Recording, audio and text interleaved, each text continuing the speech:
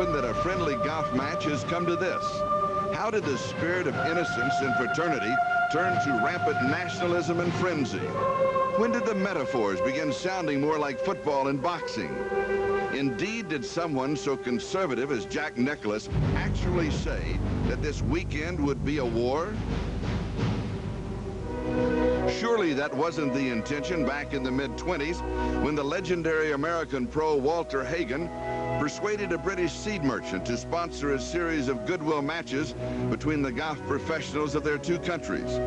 They agreed to play every 2 years, not for money, but for honor and the 19-inch trophy that Samuel Ryder commissioned with his very own teaching pro on top. The first decade of the series came off exactly as planned. Great stars like Gene Sarazen were on display, and how reciprocal it was, the home team winning each of the first 5 matches.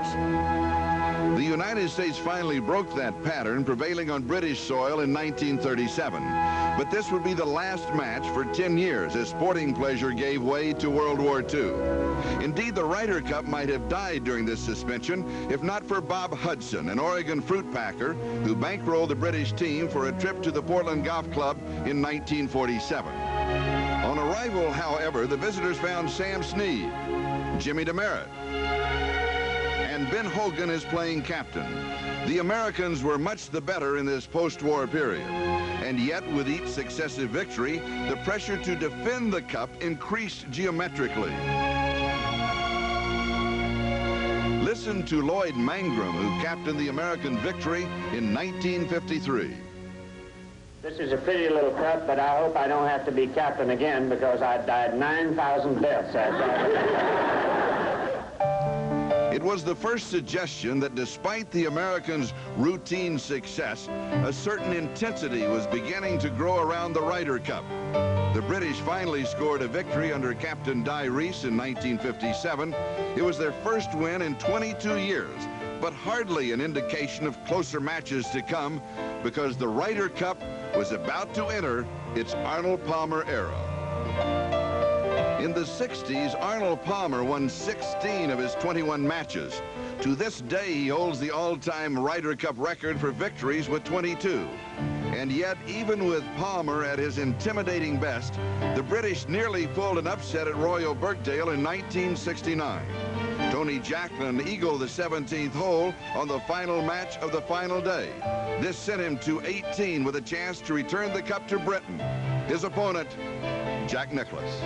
The 18th was playing short, and we both played 3 woods off the tee, and I was sort of herring down after my ball, head down, and Jack called after me. He said, "Tony." So I waited for him to catch me up, and he put his hand on my shoulder. He says, are you scared? Are you nervous? His words were, "Are you nervous?" I said, "Nervous?" I said, "I'm petrified." He said, "Just thought I'd ask you," he says, "because if it's any consolation, I feel exactly the same way as you do." As it turned out, Nicklaus made his par, then conceded Jacklin's putt in an act of sportsmanship that Samuel Ryder would have applauded. The U.S. retained the cup, and the British were allowed a moral victory. On to the 70s, when the American stars of overlapping generations were too many for the British to handle. By 1979, desperate to see tighter competition, the organizers widened the British-Irish team to include all of Europe, specifically the dashing Spanish hero, Seve Ballesteros. But no matter, the U.S. swept to another easy defense. 2 years later, 1981, it was more of the same. Nicklaus, Watson, Trevino, Floyd, Irwin, Crenshaw, and Johnny Miller. Just when it seemed the Ryder Cup might never be a contest, there was 1983. And Jose Maria at the 18th, you can see the darkness creeping in. Yep, that was a big putt. Of course, Seve had another putt that was a couple feet longer that he might have made, but... And Payne Stewart has this about 3-footer. Oh, this is the previous hole right here. This is number 14. Yeah, after struggling on this hole, he's got this downhill, side-hill putt. Doesn't look like the kind of putt you'd make too often, but he makes a beautifully smooth stroke, rolling down in there, and goes right in the center of the hole. And of course, there is more waiting tomorrow The sun has set, and so time for a program reminder tonight, because it is tonight here on NBC. A great lineup of the Golden Girls, the Torkelsons, Empty Nest, Nurses, and Sisters. And then later tonight, the season premiere of Saturday Night Live with a host that all of the sports fans will enjoy, and also is a great golfer, and that is Michael Jordan. Tomorrow, starting at 11 o'clock Eastern Time, join us for brunch here at the Ryder Cup. We'll be live all across the country, 8 o'clock on the West Coast.